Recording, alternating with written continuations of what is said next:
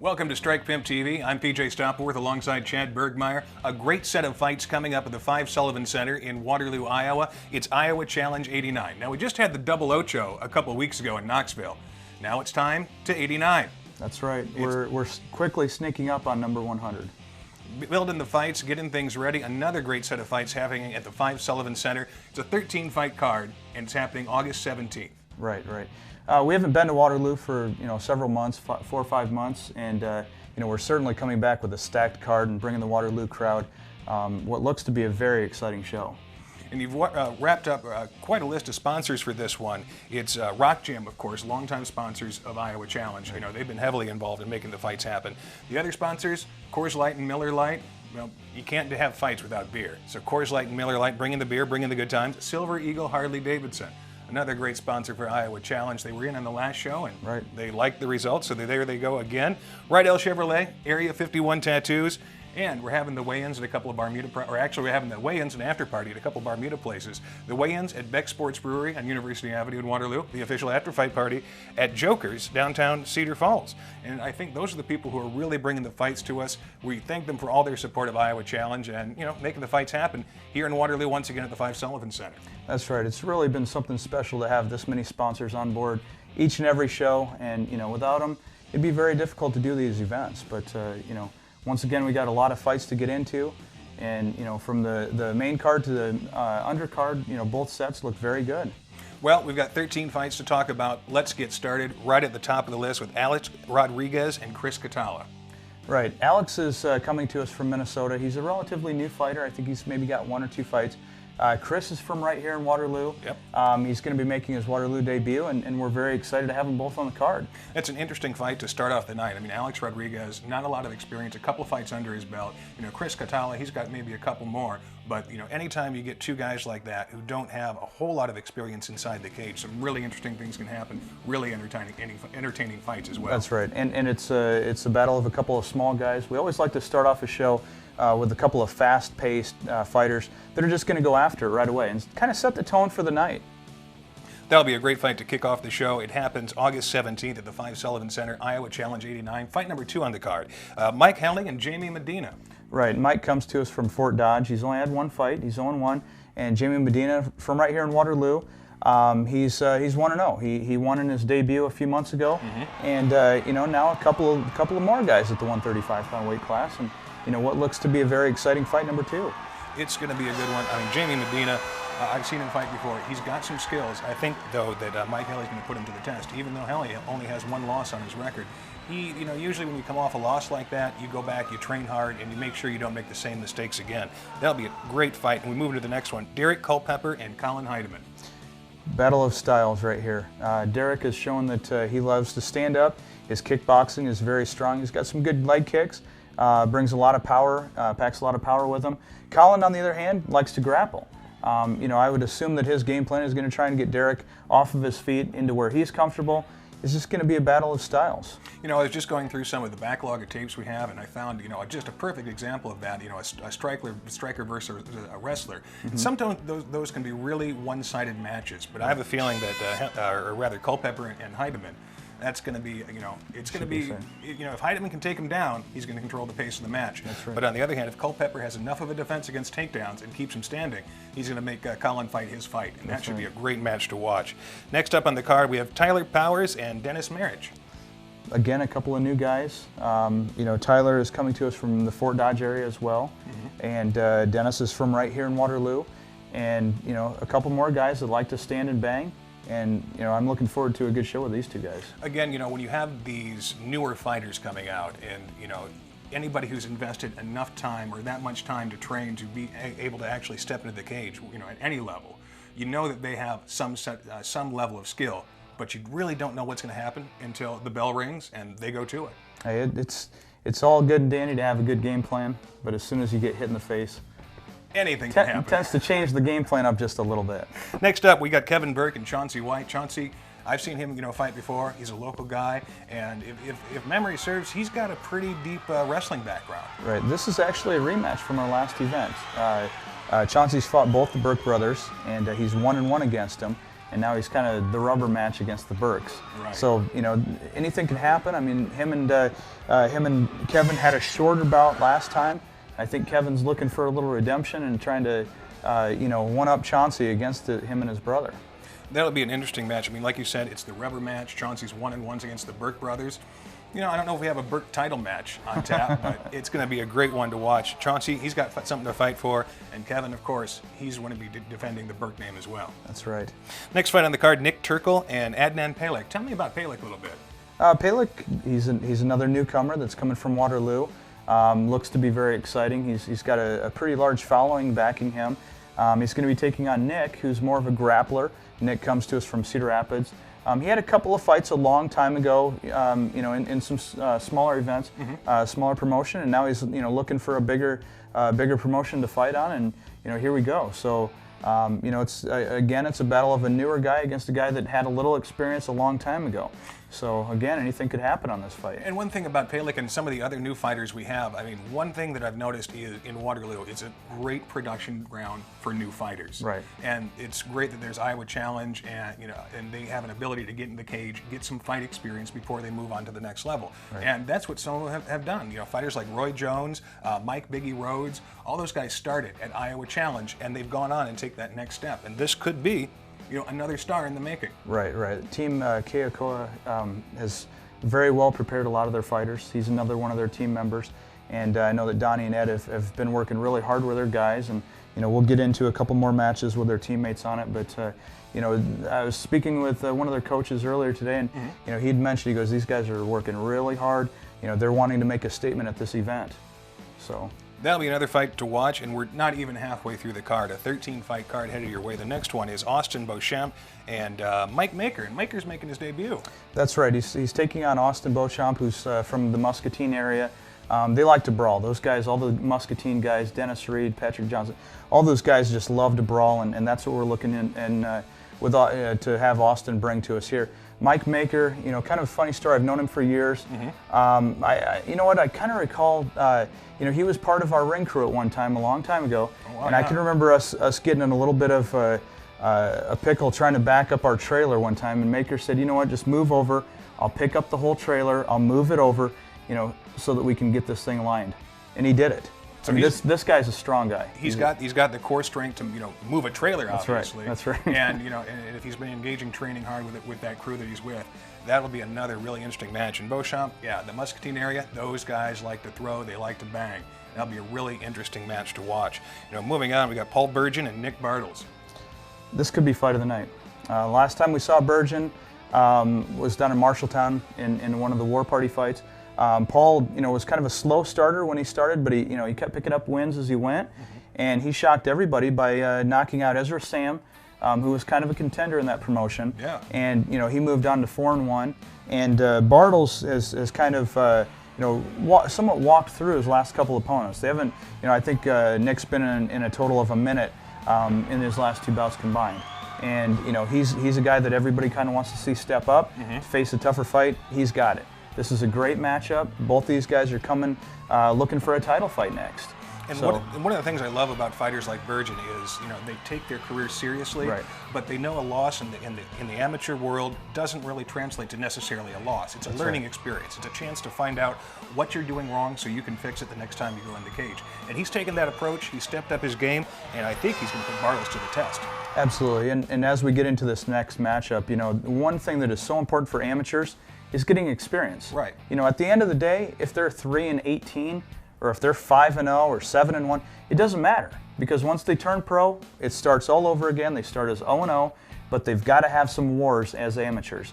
You know, if you coast your way through your amateur career and then all of a sudden have a tough fight as a pro, you know, you may not come back.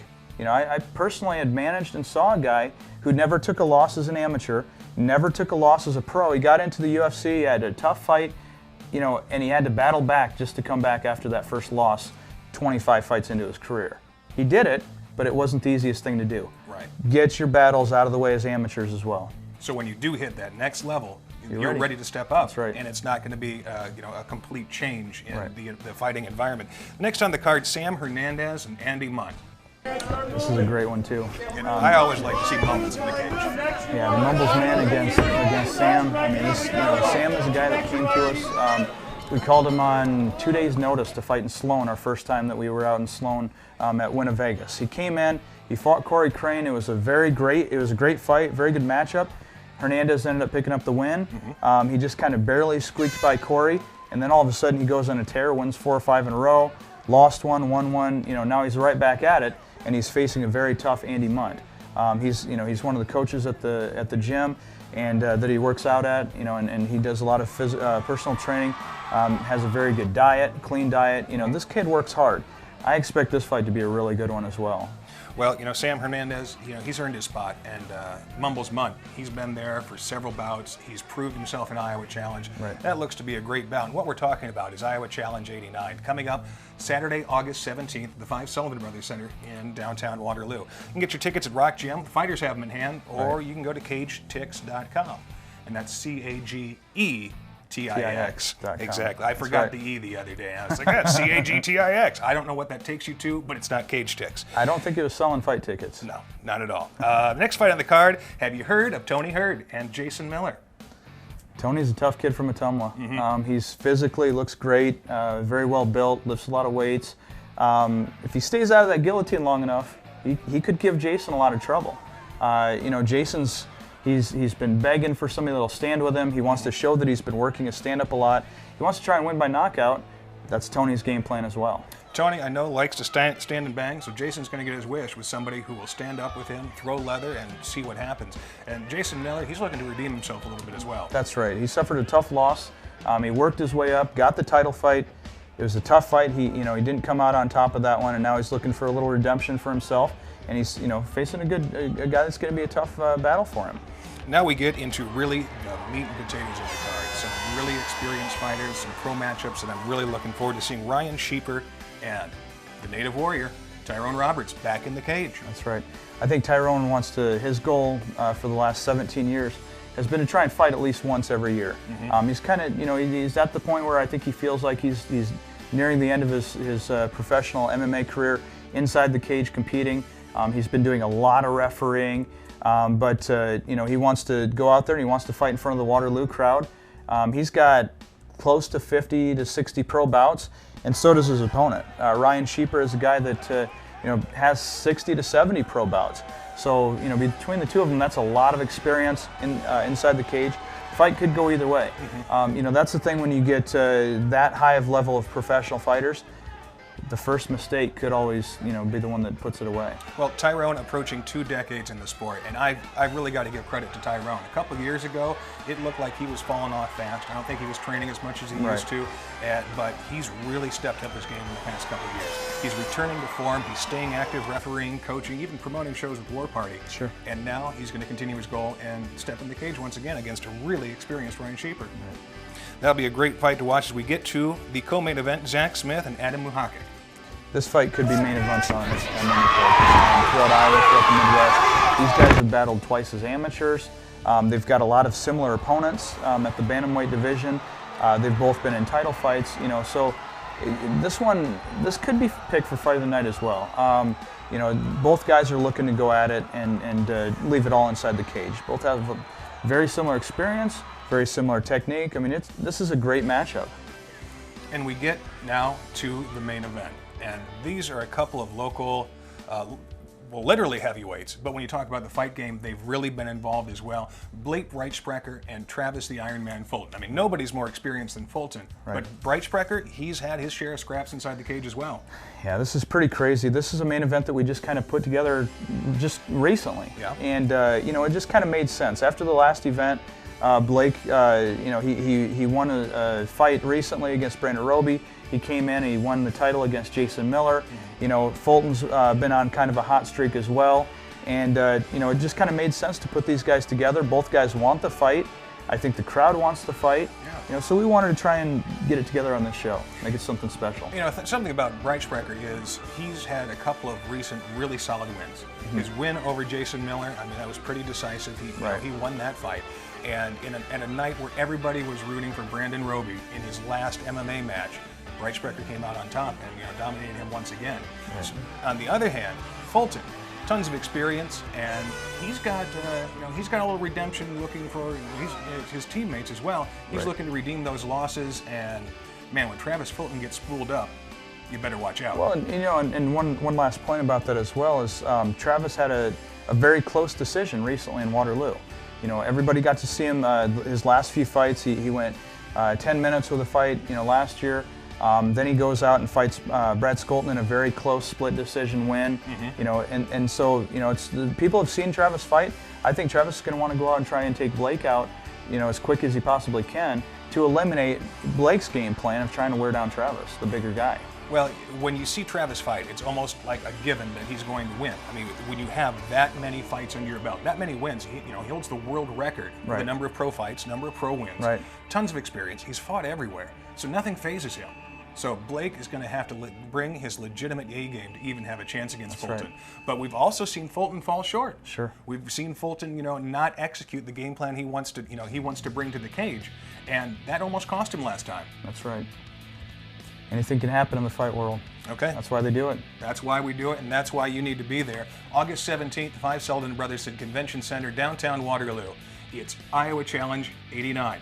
Your tickets online at cagetix.com, at Rock Gym, or contact your local fighter. They've got them in hand, and they'd be more than happy to hook you up with some tickets. That's right. Now we come to the part of the show where we talk about fight of the night. Who's it going to be? Boy, I've got to say it's going to be the Burgeon and Bartles fight, or Smith and Mujakic. Those are my two picks that I'm going to stick with for fight of the night this time. I am going to go out on a limb and say that the main event, Breitsprecher and Fulton, is going to be your fight of the night. You've got two very experienced fighters, two guys who know the game inside and out, who spent years training and getting ready for something like this, and they both have something to fight for. Breitsprecher, he wants to keep his win streak alive. Fulton, he wants to redeem his teammates. They both have a lot of reasons, other than just putting another win on their card, to go out there and take the match. And when you got guys like that who are going to go out there fully engaged and go for the win, that always makes for an exciting match, especially with heavyweights. That's right. Iowa Challenge 89. Make sure and check us out on Facebook, Iowa Challenge MMA. We'll see you at the fights. It's going to be a good show. We could be way off the mark with the fight of the night. It could be fight number one. It could be Rodriguez and Catala. It could be any of these fights, and that's the great thing about it, especially with these less skilled, or less experienced, I shouldn't say less skilled, but less experienced fighters. They're wild cards. That's right. And you could turn it over. You never know what's going to happen. And have a couple of aces battling each other, and before you know it, you have an amazing fight to watch. That's right. And you just got to come and see it and check it out for yourself. The after party at Joker's, downtown Cedar Falls, the weigh-ins. August 16th, Beck Sports Brewery, 7 o'clock? 6 p.m. 6 p.m. Let's do it at 6. 6 p.m. August 16th, Beck Sports Brewery will be the weigh-ins.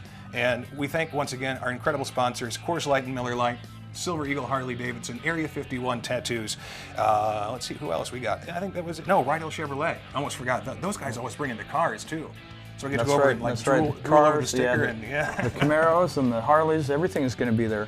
All these guys, longtime sponsors of Iowa Challenge, have been supporting live MMA for quite a while, and we thank them for their support. We couldn't be doing it without these sponsors. So get your tickets, cagetix.com, Rock Gym, local fighter, and get there August 17th. We want to thank Strike Pimp, too, for having us on. This is Strike Pimp episode number...